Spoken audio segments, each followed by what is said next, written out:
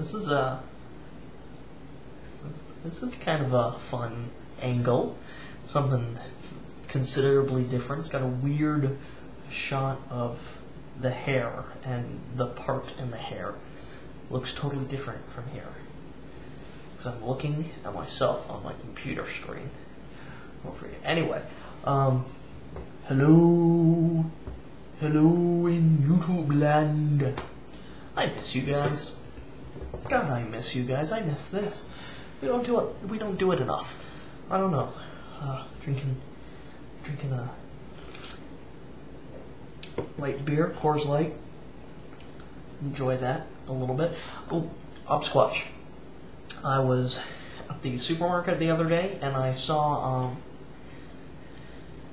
6-pack of Guinness, and I was like, you know what? I've never had a Guinness before.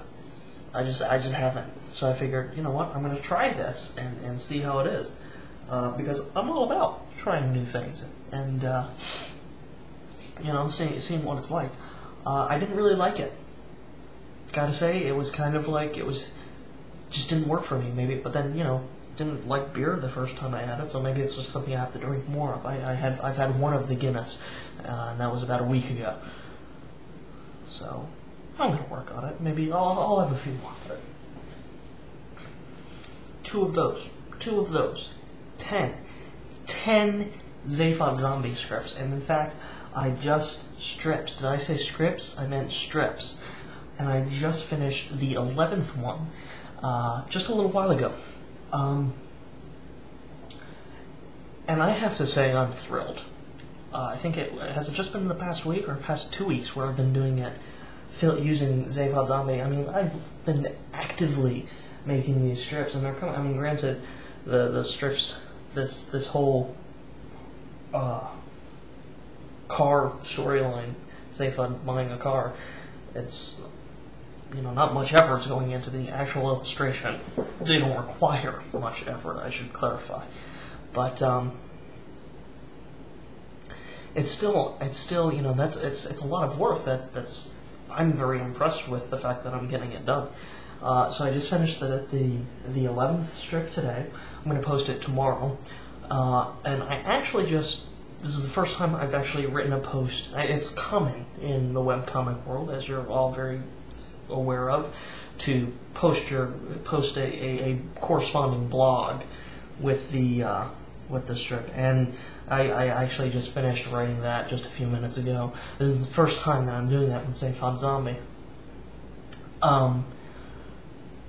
It's short and doesn't have much of an ending, but it explains kind of the true story behind and the inspiration, I should say, behind the Zaphod Zombie, the story arc that I've been doing in Zaphod Zombie with the whole car thing.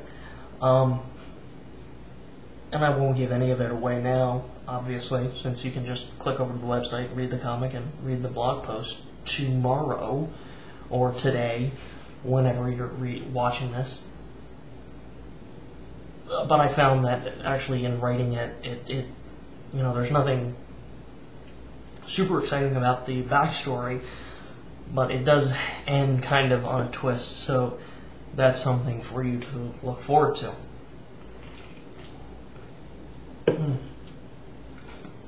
So I've been doing a lot of work on the computer, and the way I do the comic for Zaphod Zombie, and I can't, you know, Zaphod Zombie isn't the only comic on horrorwrong.com. We also have Explorers of the Unknown, which is going on to, it's the 13th comic today, 14th is on Wednesday, and the 15th is Friday. There's a very exciting week for Explorers of the Unknown. But Zaphod Zombie, I do it all by myself, and I do it all on the computer.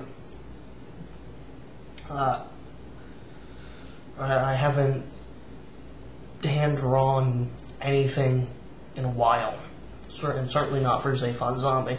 Zaphod himself, the character, hasn't even been sketched or illustrated ever. It's all on the computer, it's all done with vector graphics, and I gotta say, you know, you've seen me complain about it before, but this cheapo rocket fish mouse there, the connection just got fuzzy sometimes, so you can imagine how difficult it is to be building all of these layers and dealing with all these elements, and then all of a sudden your mouse stops working, because that's how I do it. That's my lifeline. That's exactly that's the tool of my trade. So the other night I was at Walmart. It was actually last night, and I just picked up a cheap little wired mouse.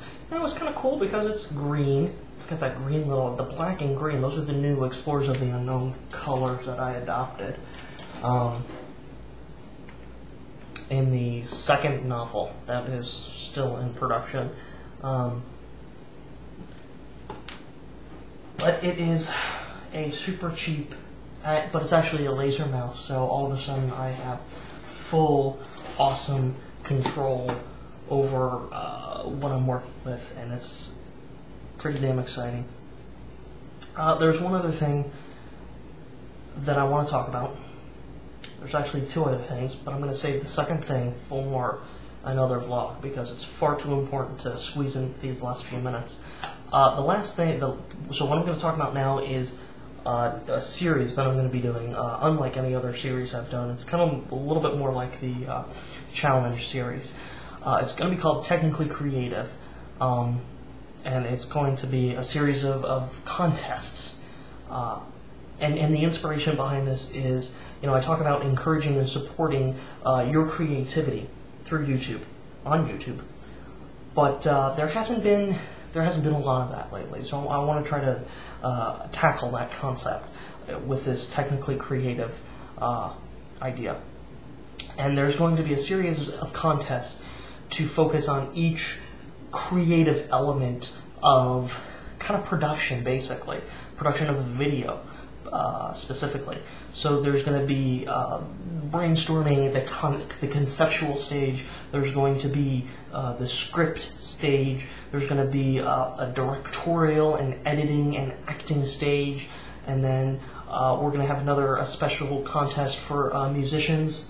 And then we're going to have like the finalists in all of those categories compete in the final round for the ultimate prize.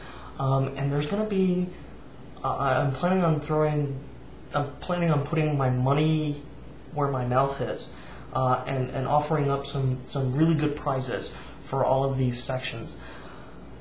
And I know that like for the editing section, I'm going to actually offer up like Adobe Premiere Elements, just a really good quality editing package, $100, just somewhere in the range of $100 to $150. So that's what I need though are some good prizes, some ideas for prizes, and I want to ask you guys.